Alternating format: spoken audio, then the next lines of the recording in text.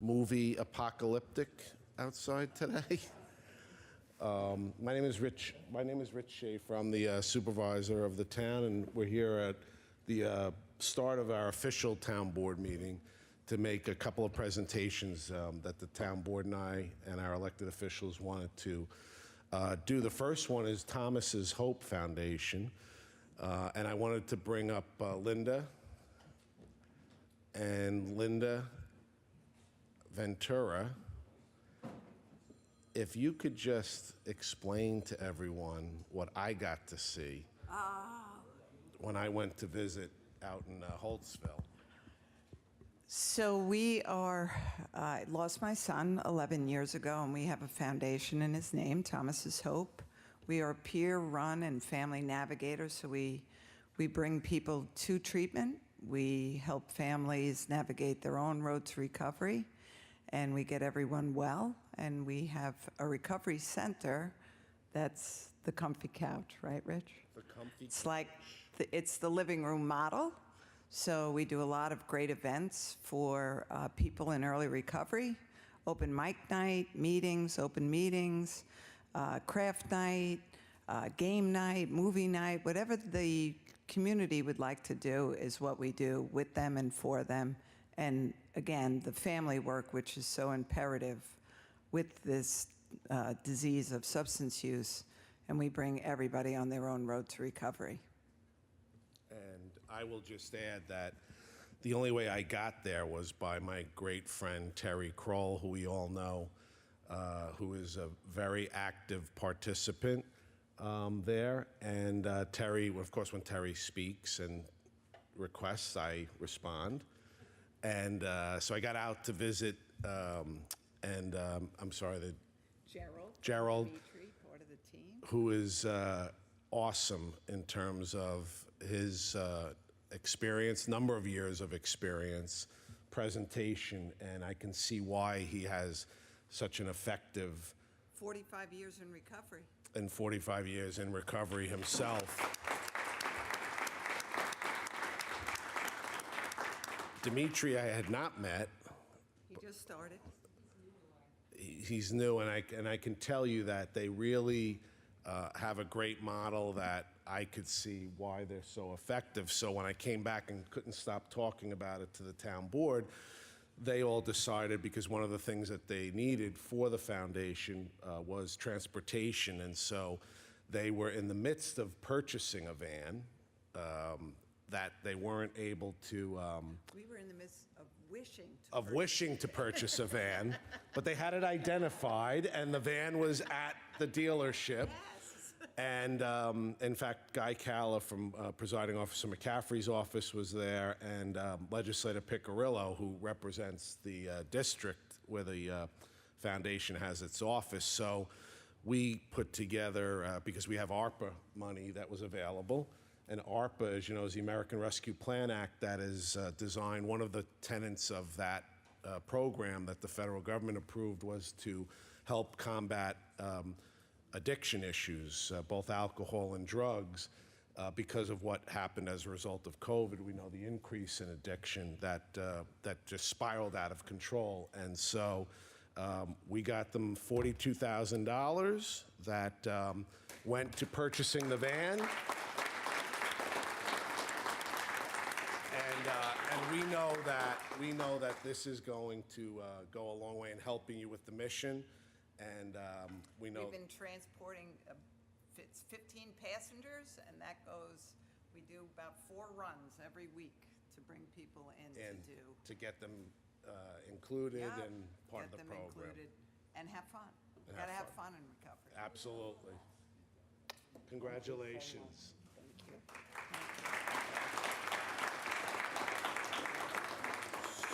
So we'll do Patrick, hello? Are we taking a picture, or are we not taking a picture? Yes. Oh, okay. Colleen's got a picture. Oh, Colleen, okay. So where do you want us? Could we find out what's going on?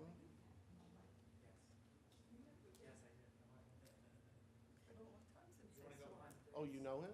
I do. Patrick, you know? I know Patrick. Excellent. Well, we know you want to have? Come on.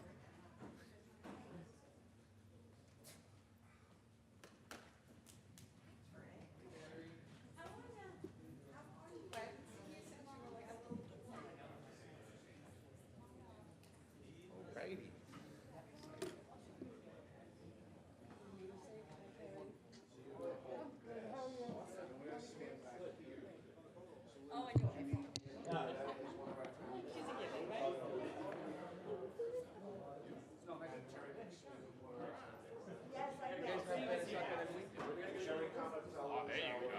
I think they're better than tacos.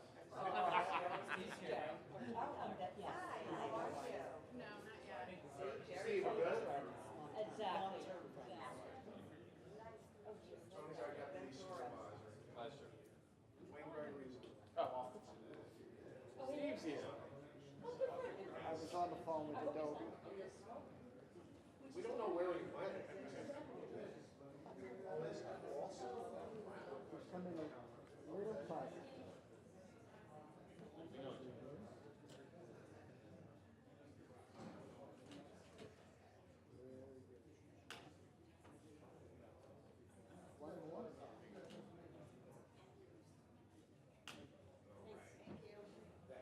Thank you for the work that you do.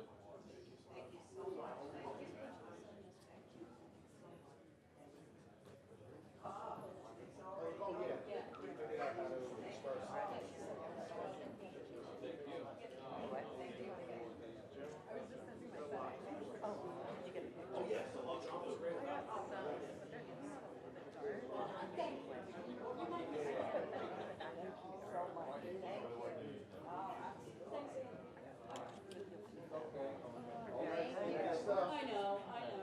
I see you fishing, right? Are you fishing in the beach? Sailing. What does the beach look like? Okay, so our next group, we wanted to bring up Lisa and Michelle from Long Island Cares, if you wouldn't mind joining us. And everybody knows Long Island Cares, right? They are one of the mainstays on Long Island. Harry Chapin, singer who was killed on the LIE, had a big part in the creation of Long Island Cares. And I can't tell you how many times we have gone to Long Island Cares over the years. In particular, right after Superstorm Sandy, we relied on Long Island Cares to help our residents get back on their feet. In fact, they opened up 2 sites in Lindenhurst on Wellwood Avenue, one that services families, and they opened a Baxter's Pet Pantry that provides, because of course we know that during the process it's important for our families to be fed, but also part of the family is the dog or cat or rabbit or any snake or any of the various animals that people have entered into their family. So we know that Long Island Cares, money that we invest in Long Island Cares is money well spent, because they know how to get every last drop out of the dollars that they receive, whether it be in donations or assistance from local governments. So part of the ARPA program, the town board approved $99,000 for Long Island Cares.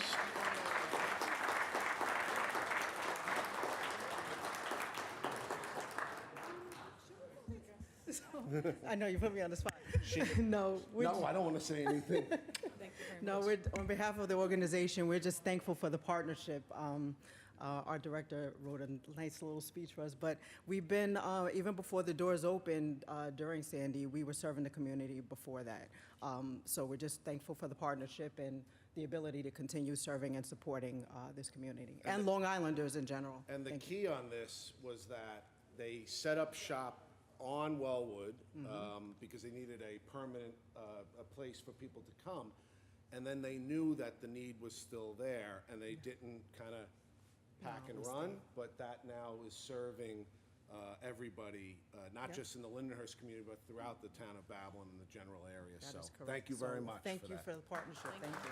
We'll come back here.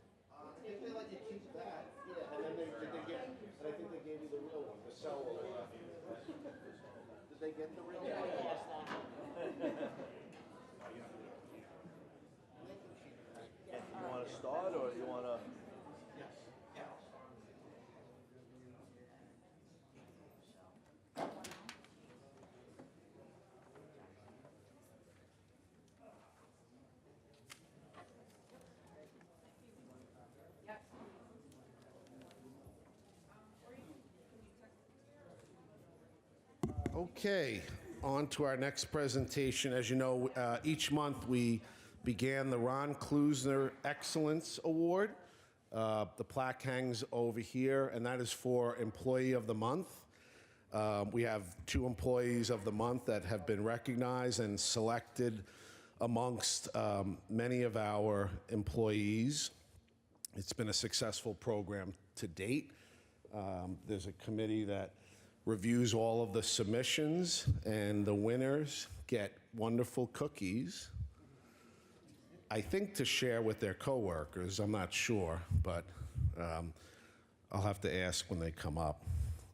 The first one is from our Parks Department, and could Dan McKeon and Eva join us? So Dan is our commissioner, Eva is our chief deputy commissioner of the Department of Parks. And I'm going to turn it over to Dan for telling us a little bit about our Employee of the Month. Sounds good. Thank you, Supervisor Schaefer. So, Miss Ellen, if you could just stand up, because I'm going to throw you some accolades. Come on, Hi. Miss Ellen, come on. Come on up.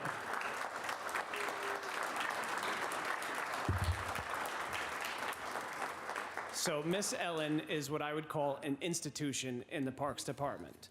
And what I would say is that our population of parent and taught students and parents see her as a huge part of their life.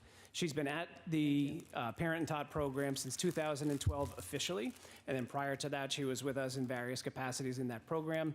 But that program has grown enormously since she took over. We sell out just about every single session. The parents that have children in the program were also members of her program at one time, and they request her over and over and over again to make sure that she affects their children's lives the way that she affected their lives. She is an absolute institution, and we love having her as part of the Parks Department, and I'm just more than proud to have her nominated, and I'm very glad that she was accepted into it, so thank you. Well, thank you very much. All I can say is that I think everyone knows that I truly do love my job. And they always say that they're going to have to throw me out of here. So that's all I could say. Thank you. Thank you. You want to do both together? Okay, could you just stay with us here? That's sort of what I said. They got to throw me out of here, which maybe they will. But we have our second employee, who I know a little bit better than Miss Ellen, and I've known him for a while. I see he has a number of his supporters here who have come together, and it's from our landfill division of our Department of Environmental Control. I see Tom is here. Tom, come on up, and Anthony.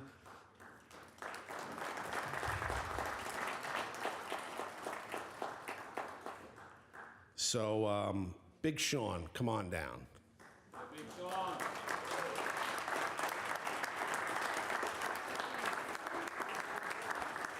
You've all figured out why we call him Big Sean? You wore your Mets hat today.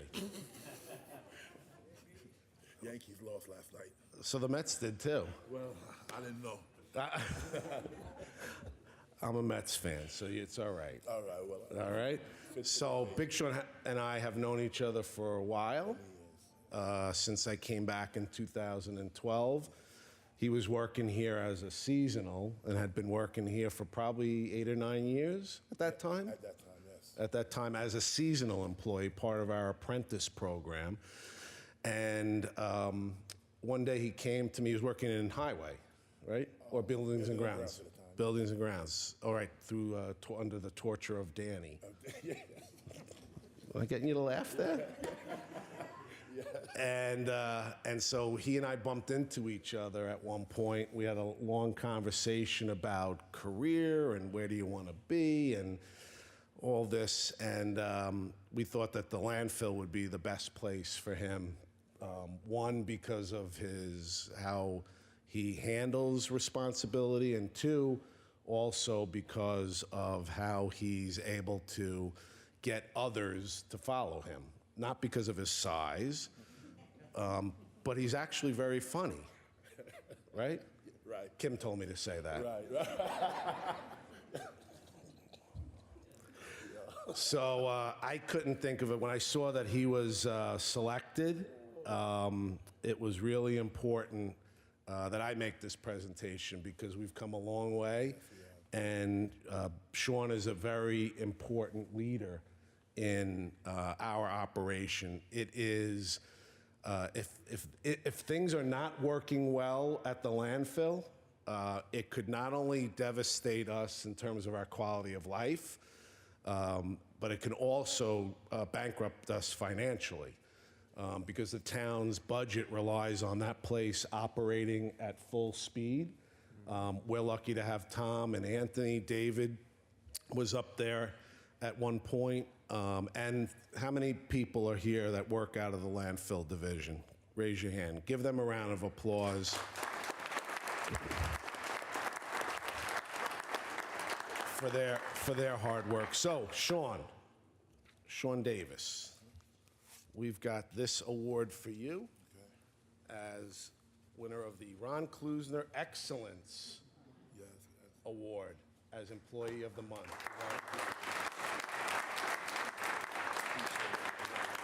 You want to say anything? It's been a long road, a long journey. It wasn't always smooth, but we made it right. Been in the town for many years. I want to thank Tom, Ed Wiggins for accepting me to the landfill when they did. I want to thank Anthony for being a great addition to the landfill. Very cool guy. Did he tell you to say that? No, he didn't. No. Kim for helping me through a lot of things, and Tasso. Thank John and Jazz as a new employee for being here. Thank all my co-workers because he's right. Landfill play a very important part in the town's operation. And it's a lot of work at times, but together we're getting it done. And we're going to continue to get it done to keep the taxpayers happy, keep the town moving. Thank you. I appreciate this. I'm honored and I'm humbled. Thank you. Good job. So we'll take a... And Miss Ellen. Jen is funny. Jen is funny. Sean, did you meet Miss Ellen? No, I did not. Is Miss Helen right here? She's going to set up a daycare at the landfill. As a matter of fact, my youngest son is in yellow shirt right there. He came from school to get here to see me. Oh, come on up.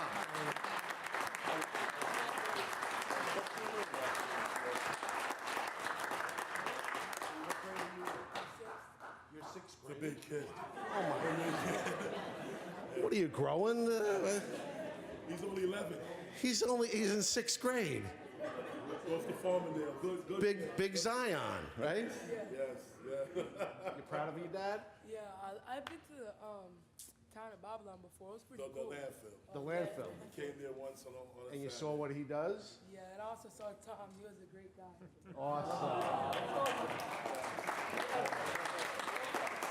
Well, would you join us for the picture? Oh, yeah. Yeah, we'll have you in the picture. Good. All right, where do you want it? Oh, back there? So we'll go back. Yeah. Where did Anthony? Oh.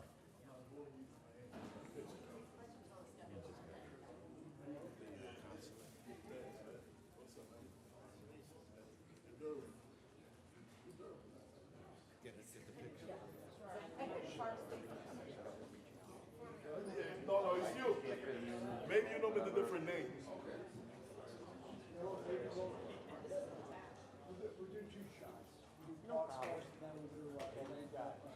Okay, we'll do Parks first.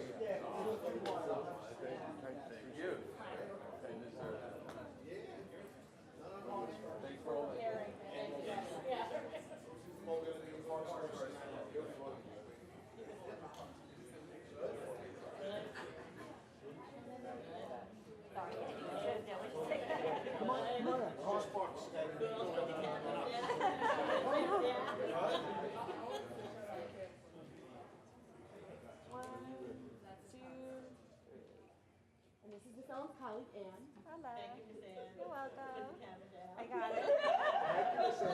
Okay, everybody look right here. Good. 1, 2,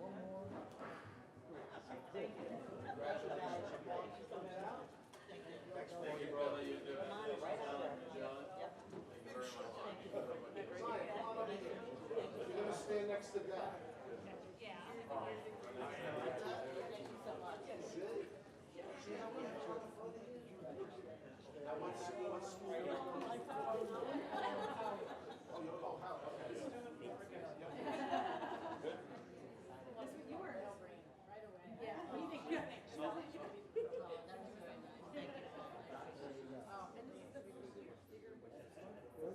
Come in a little tight.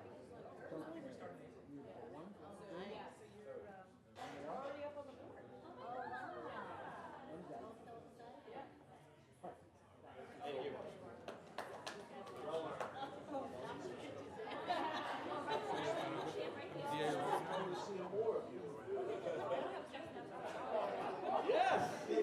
Well, by the way, that's what we want.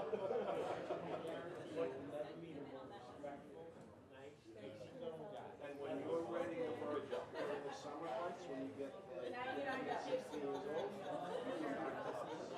all right? That's right. You'll be 12 and over. You got 3 years after that. You'll sit, you'll sit. Thank you so much. Just Alex. Oh, no, he's going to be way bigger than me. Oh, okay. 12%. Thank you for seeing us. Have a good night.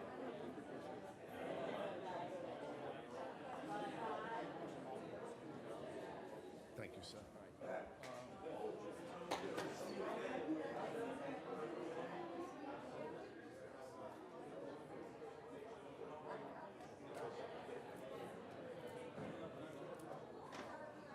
I'm going to ask Councilman Mineta and Councilman McSweeney to come forward for a very special presentation. We have a Medal of Valor recipient. We have a Medal of Valor recipient. I wanted to ask Alex to come forward representing our state assemblywoman, Kimberly Jean-Pierre, as well. So I'll turn it over to Councilman Mineta. Thank you, Supervisor. We have a really fantastic and incredible presentation to make today with a former high school classmate of mine, class of 97, right? Class of 98, Justin Hespler, a lieutenant in the FDNY and decorated U.S. military veteran in our Marine Corps. So let's give him a round of applause for that.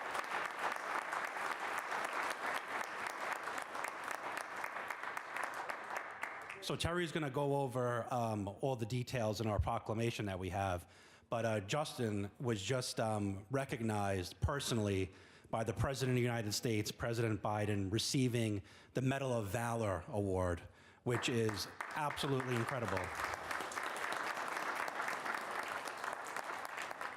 So it goes to show Justin's commitment, you know, to not just our state and to our country, but working day in and day out, which Councilman McSweeney knows as a member of the FDNY as well, putting yourself last and, you know, the residents first and putting yourself in harm's way. And as a first responder, receiving that recognition from the President of the United States, when I saw the photos and the media coverage, I was just completely blown away. And as a Lindy Bulldog, extra blown away. So congratulations again on that.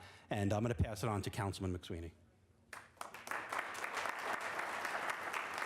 Thank you. Why don't you bring Justin and Caleb up as well?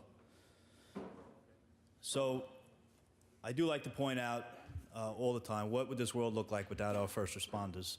Police, fire, military, EMS. And Justin, the story, and Justin, you can chime in at any time. I'm sorry, Lieutenant. I am a ranking member of the FDNY, and I follow my procedures. But so Lieutenant Hespler pulled up second due to a two-story private dwelling, correct? Yes. Heavy fire throughout, and he noticed a ladder going up to the second floor. Now, Justin was driving ladder 174. So for those of you who don't know, it's one of the busiest truck companies in New York City as well. So this fire is probably not something too unfamiliar to ladder 174. there was reports of people trapped. When Justin got to the rear, to the backyard of the house, he noticed that people were so desperate, they jumped from the second floor window, pointing out that there was a baby up on the second floor. Justin ascended the ladder, landed on a bed, if I'm correct, which is pretty common.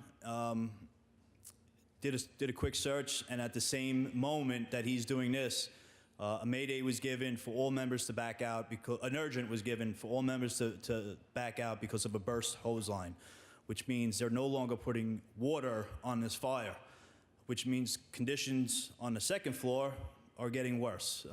High heat, zero visibility.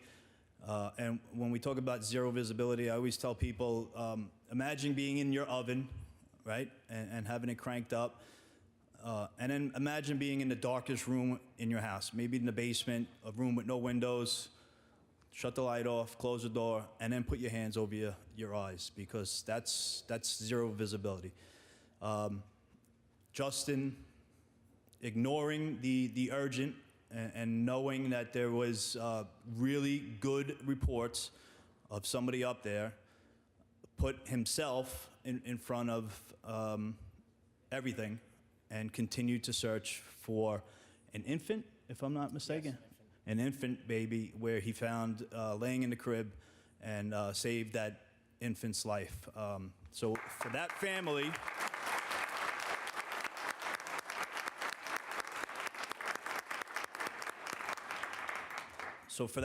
this world would look very different without Lieutenant Hespler arriving at that scene. So Justin, on behalf of our supervisor and the rest of the town board, we want to say thank you for what you did. We are very proud to have you here as a resident here in the town of Babylon, and it's an honor for me to present this to you, because at work, I've had the pleasure of working with Justin very recently as well as a new lieutenant. He's bouncing around, and I work in Ladder 126, which is the South Jamaica section of Queens, and Justin has been covering by us very often, and we really didn't, I don't think we picked up on the fact that we're both Town of Babylon residents until I found out we were giving this award. So it's an honor for me to be here, and it's an honor for me to stand with my colleague, Anthony Mineta, to present you this award. And it's an honor for you to be a resident here in the Town of Babylon and Lindenhurst. So thank you. Thank you.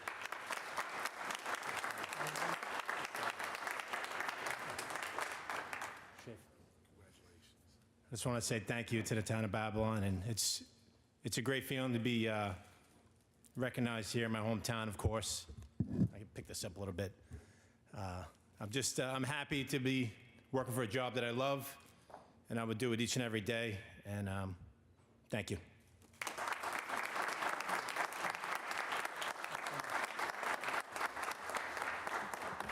And also, Lieutenant, on behalf of Assemblywoman Kimberly Jean-Pierre, I would also like to thank you on her behalf. My personal saying is that it takes a very special person to enter into the life of service, but that it takes a true hero to run towards danger when others are running away. So thank you so much for your service. We appreciate you.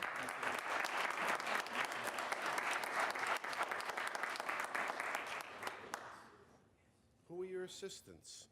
This is my son, Caleb. Caleb? Justin. Good job. You proud of Dad? Yes, very. Very? Excellent. Will you join us for a picture? Sure, yes. Oh. You going to run for office?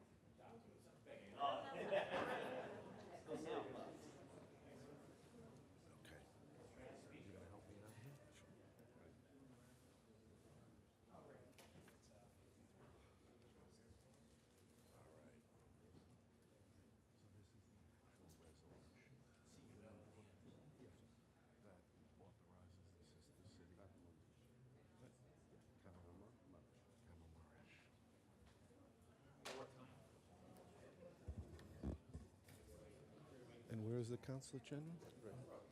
Oh, yeah. So good afternoon, everyone, again. We appreciate your indulgence. We have a very, very important presentation here this afternoon that we wanted to bring to your attention, and this will be broadcast on our YouTube channel and social media. A very significant project that we've all been working on for a number of months now. In order to help our brothers and sisters who live in Turkey. And those of you who know, Turkey was, the southern portion of Turkey was devastated by an earthquake. Hundreds of thousands people affected, died. 50,000 people died in the aftermath of that earthquake, and we're fortunate enough to have the Turkish Center here in Amityville-Kopeg area on Sunrise Highway.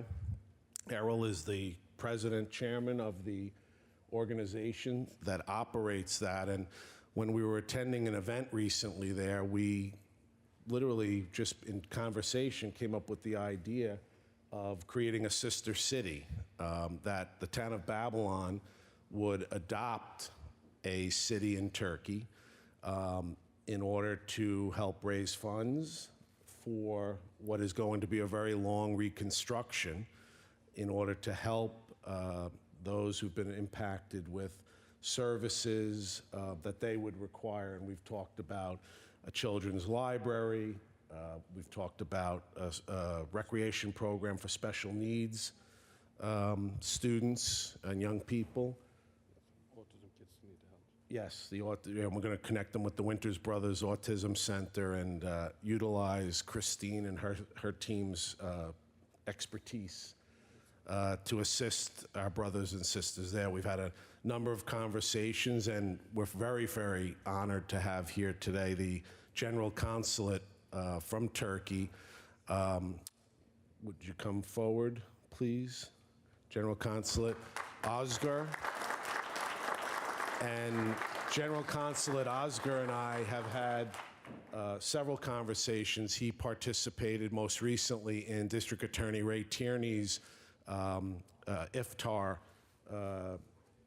end of one night in Ramadan at the Suffolk County Legislature's building. And he participated there. He participated at the center over here in Amityville. So I feel like I've got a great friend who serves as the representative from Turkey here. And I can tell you that he's got a very, very busy schedule, but the fact that he's out here today to honor us with his presence upon this resolution being adopted, and it's Resolution 470 that's going to be voted on in a couple of minutes at the official town board meeting, and it will authorize a sister city affiliation between the town of Babylon and the city of Kahramanmaraş.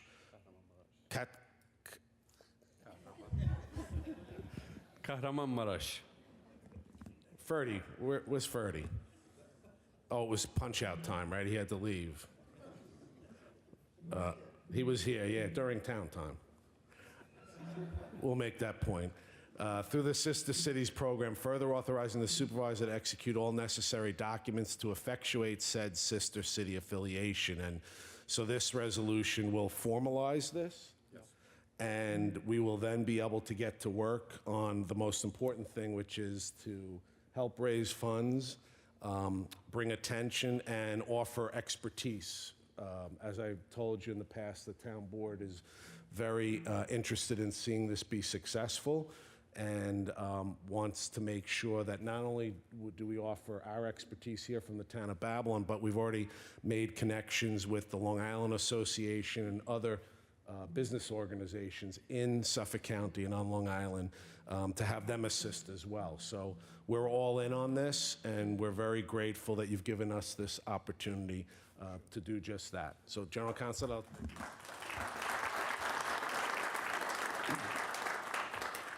So, good afternoon, everyone.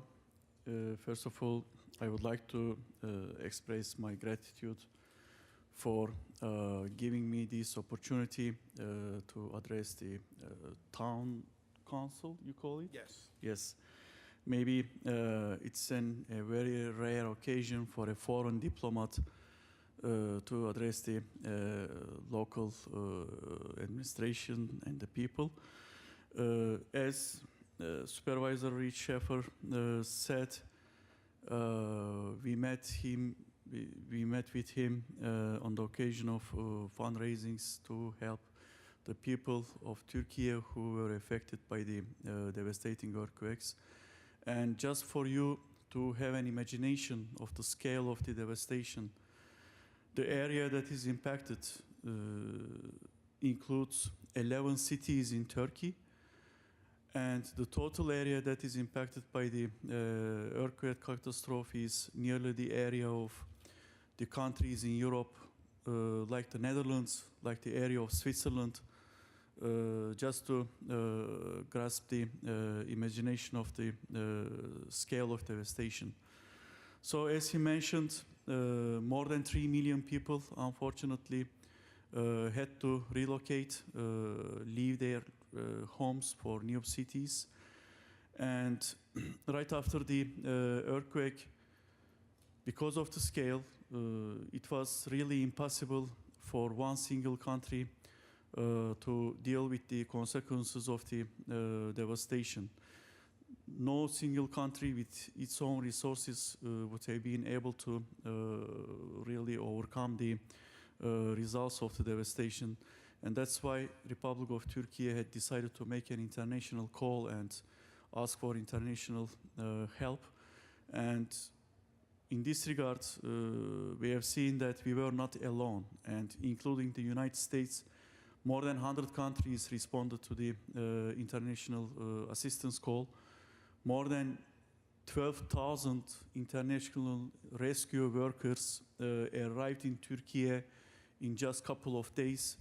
They saved thousands of people, new lives. They brought them out of the rubbles. So really, the words are not enough to express our gratitude towards the help of the international community. And once again, with this catastrophe, we realized that globally, the natural disasters, they do not have borders. And that's why we have to meet them globally. We have to meet them in unity. And coming to the United States, the Turkish community in the United States, it was quite responsive. They were united. They acted in one hand, and first being the in-kind donations, we sent hundreds of tons of, or thousands of tons of in-kind donations to Turkey to help the people who were in their need there. And then, thanks to our valuable members of our Turkish community, our fellow citizens, like the ones here that are standing with us today, they also get in contact with local authorities and started to organize fundraising events, support events, also by including our other brotherly communities like the Pakistani community, whose members are here today as well. And in one of the fundraisings hosted at the New York Turkish Center and organized by the Pakistani community, I had the opportunity to meet indeed the Honorable Rich Sheffer. And there I realized how he established a good relations with all the communities living in town of Babylon. And there he asked us, he was generous enough to offer the expertise first of this beautiful city to the authorities in Turkey. And then president of the Turkish American Center just very rightly, he proposed to make a sister city agreement between Kahramanmaraş and the city of Babylon. Kahramanmaraş is important because it was the epicenter of the first earthquake.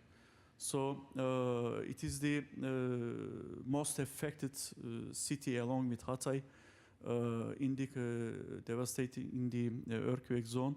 So it was a right decision.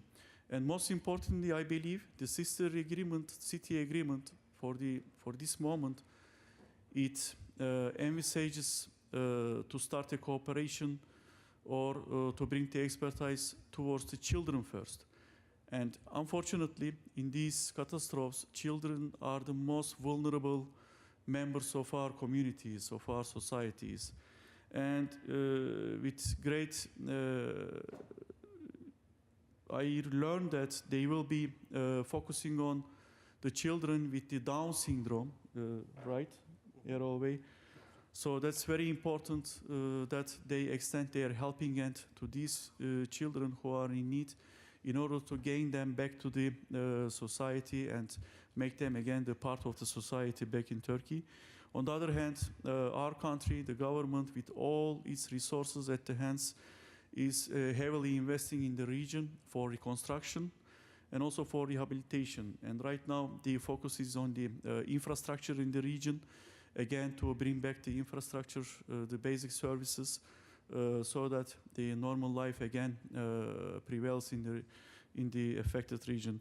Once again, I would like to thank for this opportunity, first to Supervisor Reece Sheffer for creating this opportunity to us, then to President of Turkish American Center here in Amitville, Erol Akyürek, our fellow citizens who are sitting here, who are always supporting us, and are also the representatives of other communities like the Pakistani community. Thank you. So there is no more to say.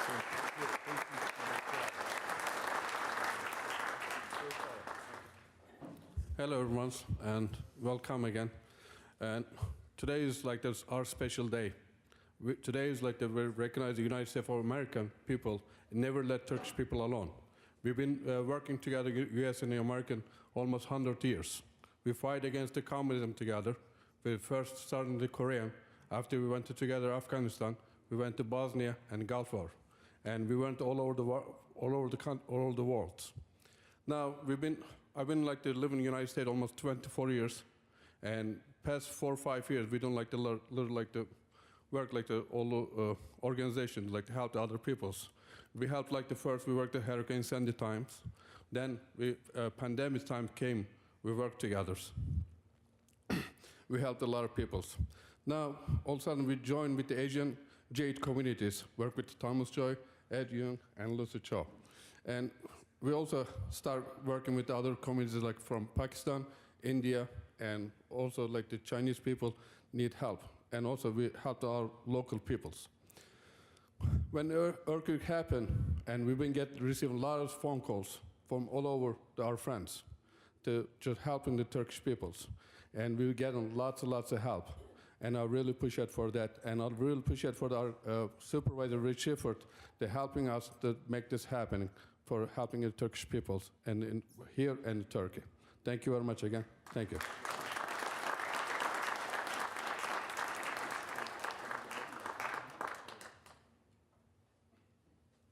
Hello, everyone. It's a special day for people in Turkey and as well as people here. I appreciate Rick Schaefer as well as Mr. Reyhan Özgür for having us here and putting this together. Sorry, I'm a little. I usually don't speak like this, but I just realized that I have to make a speech, so I'll do my best. The reason that I like this initiative is that it means a lot to me, and it means a lot to a lot of families.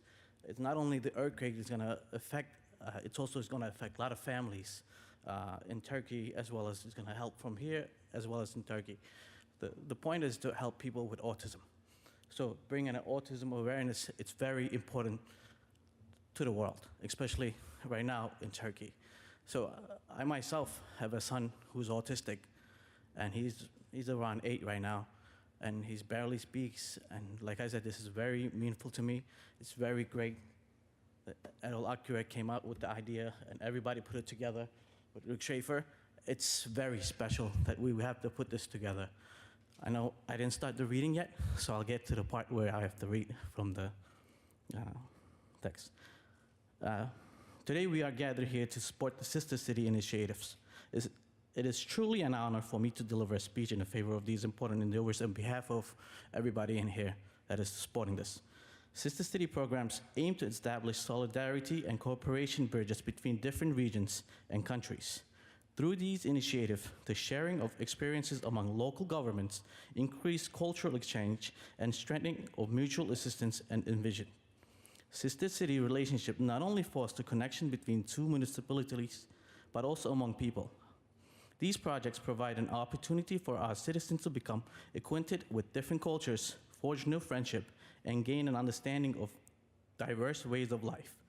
Additionally, they hold significant potential for economic and social development. An important aspect of Sister City initiatives is providing a platform for local governments to learn from each other. One municipality can learn successful practices, sustainable solutions, and innovative projects from another. In this way, we can find more effective solutions to our challenges and issues. The exchange of experiences among sister cities supports rapid and efficient progress. Furthermore, sister city initiatives contribute to global solidarity and peace, establishing friendship bridges among people from different countries, celebrating cultural diversity, and promoting tolerance and crucial. These efforts support our endeavors to build a better future on a global scale. Distinguished guests, supporting sister city initiatives is essential for strengthening local governments and uniting our communities. Sustaining these projects, working together, and providing mutual support are just some of the steps we take towards building a better world. On this note, I would like to express my gratitude to everyone who supports sister city programs.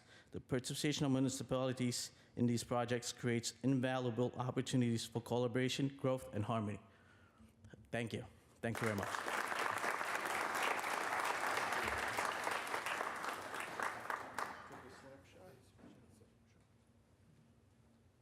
Can we have a group?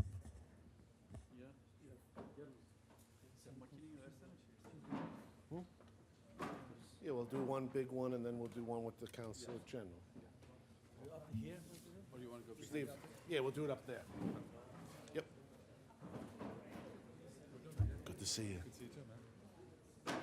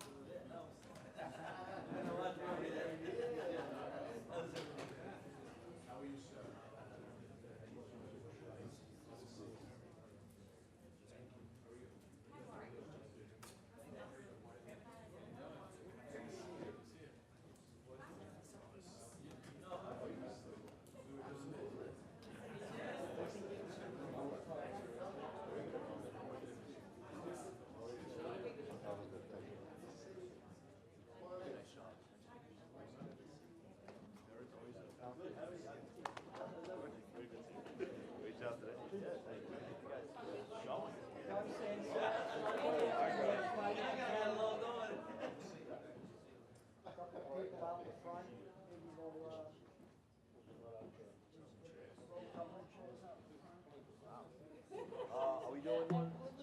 Let me follow the supervisor's lead.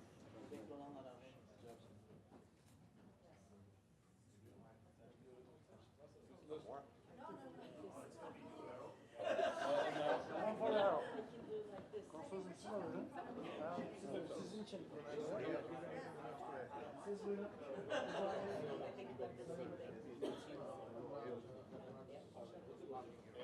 don't want to cut you off. That's all.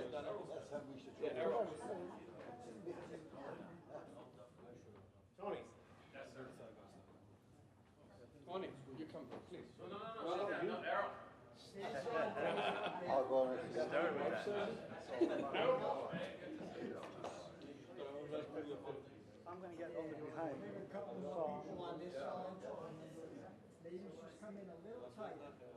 Councilman.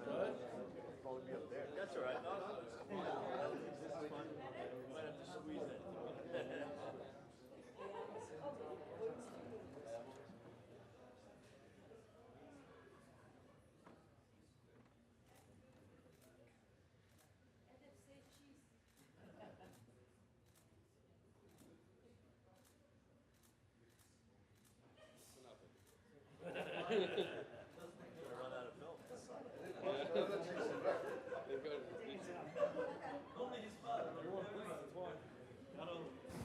There we go. Good. 1, 2. Can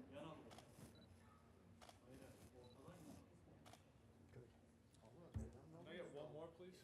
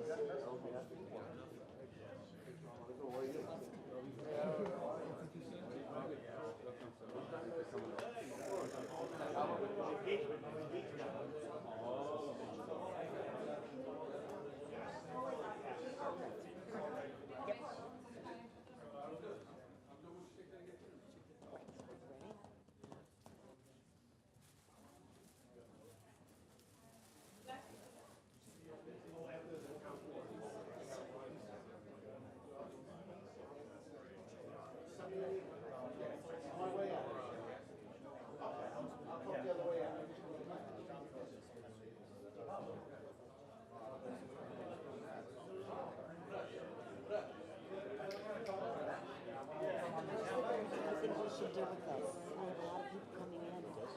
Yes, they can't get their vital records because they were destroyed. So I've been calling the consulate office every day. We should do some sort of vital records. Yes. Yes. And we have that connection now. We're going to be able to help our people do that. So. Their town residents, their town Babel. Wow. All the documents, everything's destroyed. Wow.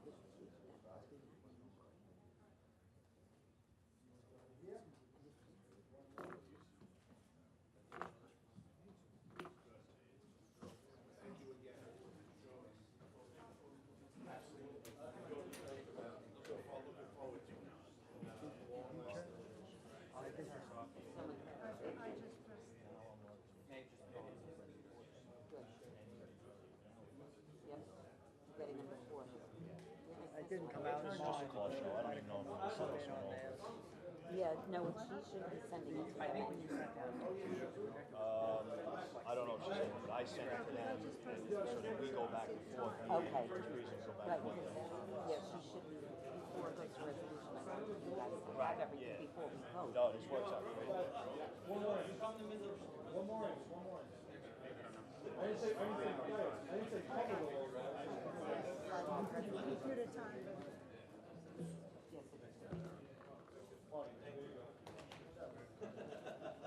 It's true. Yeah. Thank you. Of the office. They want to go in that order. Yeah, voting integrity. Okay. Very good.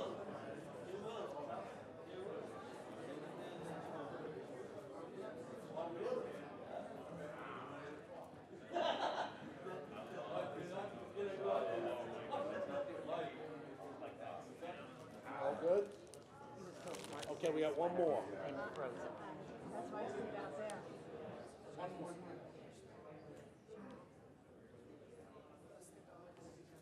Brian and Greg, come on down. And where's Jerry? I'll have you, Jerry, make the... No, you're doing it. He's doing it. Oh, okay. He's presenting to the board. Yep, you're gonna, yeah. So I'm gonna ask the town board if they wouldn't mind, just very briefly, we wanted to ask Greg Gaxiola, who is in our Environmental Control Department, recent Hofstra graduate, and has been working under Brian Zatani, who's been with us for, Brian? 38 years. I was gonna say 76 years, but I'm gonna turn it over to Greg so he can make a presentation to the town board. Good afternoon, members of the board and all those in attendance. I know there's a long agenda, so just like myself, I'm gonna keep this short and sweet. For those who don't know me, my name is Greg Axola. I work for the Environmental Control Department. During my time with the town, we've continued to strive and make Babylon a cleaner and greener community. Within the past year, we've accomplished in making the town of Babylon a certified clean energy community through the NYSERDA state program. This certification is based off a point system and is earned through a high impact actions that may include solar, EV chargers, LED street lighting, and efforts in making local governments help save taxpayers' dollars, decrease greenhouse gas emissions, and focus on clean energy solutions for the community. Also recently, our team has submitted an application for another NYSERDA program called Climate Smart Community. Climate Smart Communities is another New York State program that helps local governments take action to reduce greenhouse gas emissions and adapt to changing climate. Only 4 other municipalities on Long Island have it certified as a climate smart community. The towns include Hempstead, Southampton, East Hampton, as well as the city of Long Beach. They have obtained bronze certification, and Babylon is looking to be the 5th this year.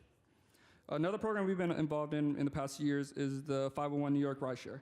This is a state program that encourages participants to reduce their driving and choose alternative means of getting around, such as biking, walking, carpooling, or driving an EV for Earth Month, which is usually in April. I am pleased to announce the town of Babylon received first place for the municipality with the most pledges for the 501 New York Rideshare.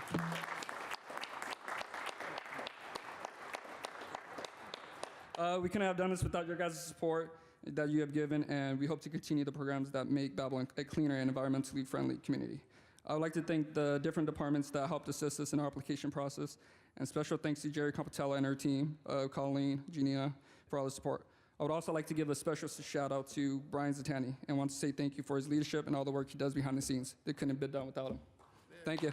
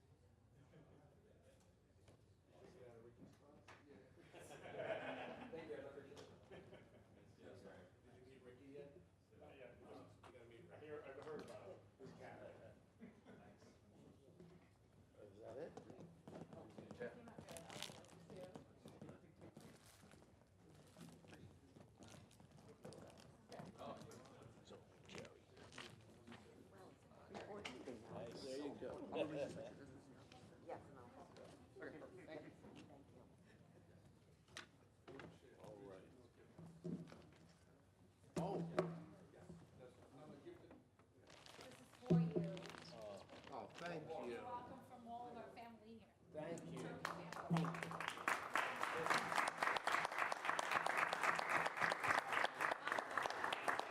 And treats? And treats? Ooh. Tom, treats.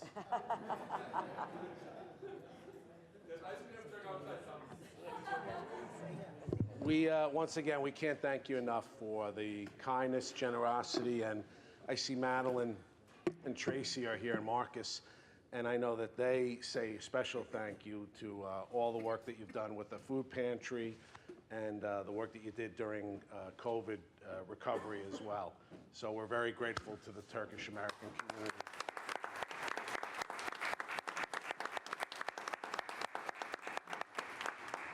So I'm going to ask everyone to please rise for a salute to the flag.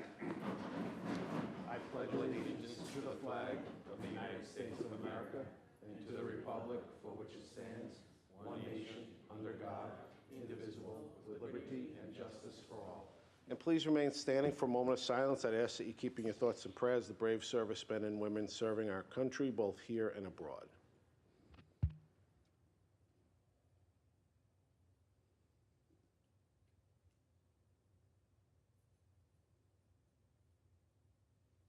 Thank you. Please be seated. Would the clerk call the roll? Councilman Mineta. Here. Councilman Martinez. Here. Councilman McSweeney. Here. Supervisor Schaefer. And I am here. So Councilman Gregory is not here today, and he's an excused absence. But what I'll want to do first, before we go into the public hearings, is I just want to take out of order Resolution 470, which I had read the caption about authorizing our sister city affiliation. So I'm going to make a motion to approve that, seconded by Councilman Martinez. Ask the board to vote on the resolution. All those in favor? Aye. Opposed? Resolution is adopted. So we are officially a sister city with the city of Kamarash. And now let the important work begin. We are ready. Thank you. So we're going to go into our public hearings for today. We have our first public hearing, is a public hearing in reference to amending the Code of the Town of Babylon, Chapter 213, zoning, Article 18, supplementary regulations. I don't have any cards, so I'll take a motion from Councilman Mineta, second by Councilman Martinez, to close and reserve. All those in favor? Aye. Opposed? Hearing is closed. Decision reserved. Second public hearing is a public hearing in reference to amending the Code of the Town of Babylon, Chapter 106, dogs and other animals, Article 1, dogs. Don't have any cards on that, so I'll take a motion from Councilman Martinez, second by Councilman McSweeney, to close and reserve. All those in favor? Aye. Opposed? Hearing is closed. Decision reserved. Third public hearing is a public hearing in reference to amending the Code of the Town of Babylon, Chapter 165, Peace and Good Order, Article 9, disorderly conduct. Take a motion from Councilman McSweeney, second by Councilman Mineta, to close and reserve. All those in favor? Aye. Opposed? Hearing is closed. Decision reserved. I don't have any cards on the agenda, so I'm going to go right into the agenda. We have the consensus resolution agenda, and just for asking for the record, there are no items that need to be removed from the consensus resolution agenda. With that, we'll go into a motion on the consensus resolution agenda. I offer the resolution agenda. Second. All those in favor? Opposed? Consensus resolution agenda is adopted as is. Resolution agenda for today is Resolution 472. I offer Resolution 472. I second. Would the clerk call the roll? Councilman Mineta. Yes. Councilman Martinez. Yes. Councilman McSweeney. Yes. Supervisor Schaefer. And I abstain. So resolution is adopted. 3 votes in favor, 1 abstention, 1 absent. Resolution 473. Make a motion to approve. Second. All those in favor? Aye. Opposed? Resolution is approved. Resolution 474. I offer resolution 474. Second. All those in favor? Opposed? Resolution is approved. Resolution 475. I offer 475. Second. All those in favor? Aye. Opposed? Resolution is approved. Resolution 476. Make a motion to approve. Second. All those in favor? Aye. Opposed? Resolution is approved. And Resolution 477. I move resolution 477. Second. All those in favor? Opposed? Resolution is approved. That's it for the resolution. So we'll go to the open portion, and to the cards we have Denise Alexa.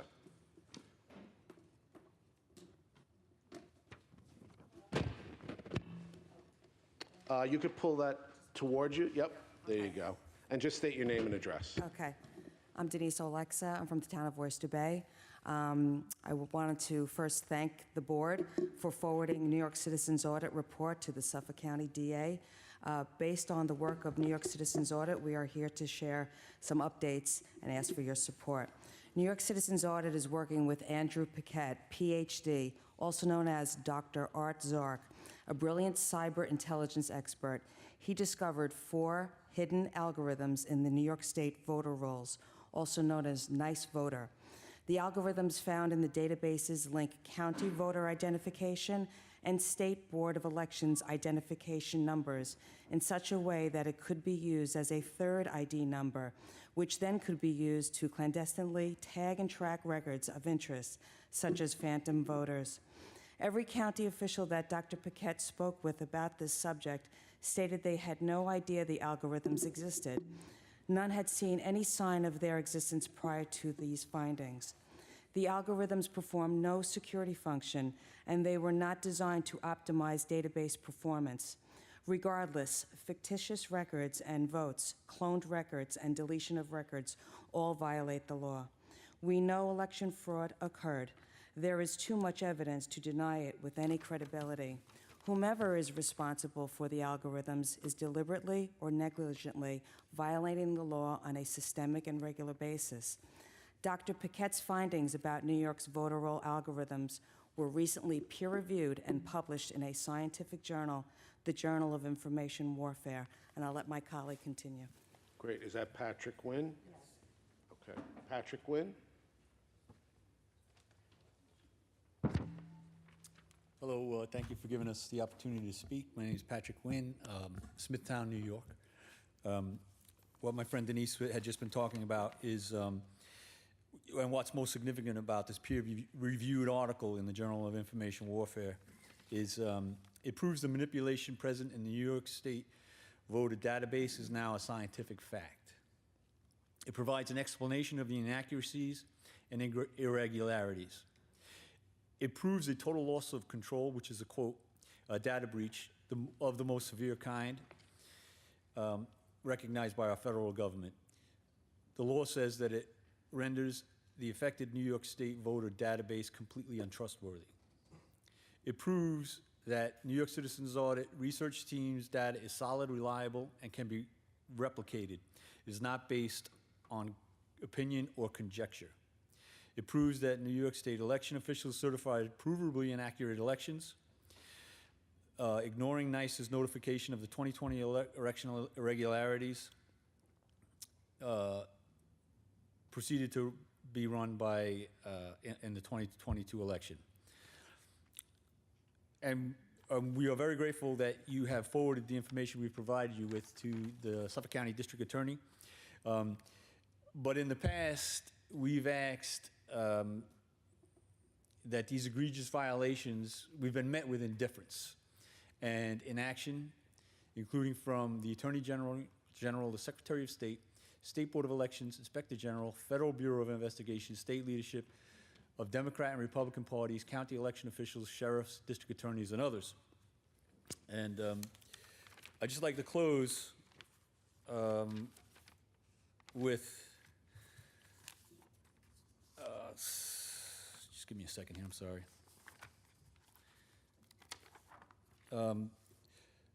Several town councils throughout New York State have supported our effort by adopting or signing the resolution. We as citizens exercise our sovereign opinion through our sacred elections.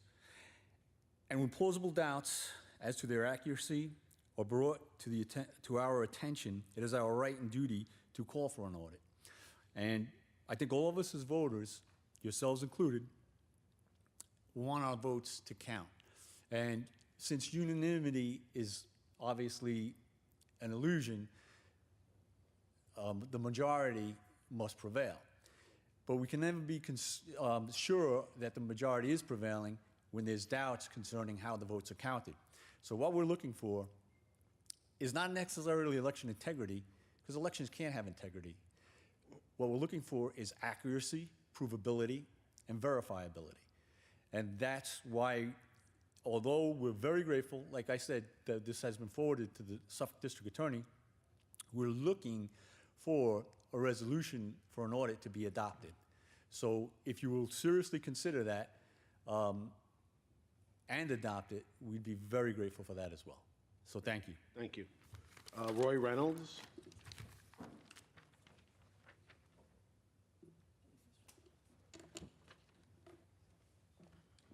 Okay, I don't want to beat a dead horse here, but I have to get my 2 cents in. My name is Roy Reynolds. I'm from Brookhaven Town, former resident of Babylon. The research done by New York Citizens Audit has raised quite a few questions about the voter rolls. These are questions that we as private citizens cannot answer, and they're probably best answered by the Suffolk County Board of Elections in New York State. But maybe your actions will help get us some answers to these questions. So here's some of the questions for the Suffolk County Board of Elections. Has the Suffolk County Board of Elections investigated why there exist multiple New York State voter ID numbers for multiple Suffolk County registrants? There should be only one per registrant.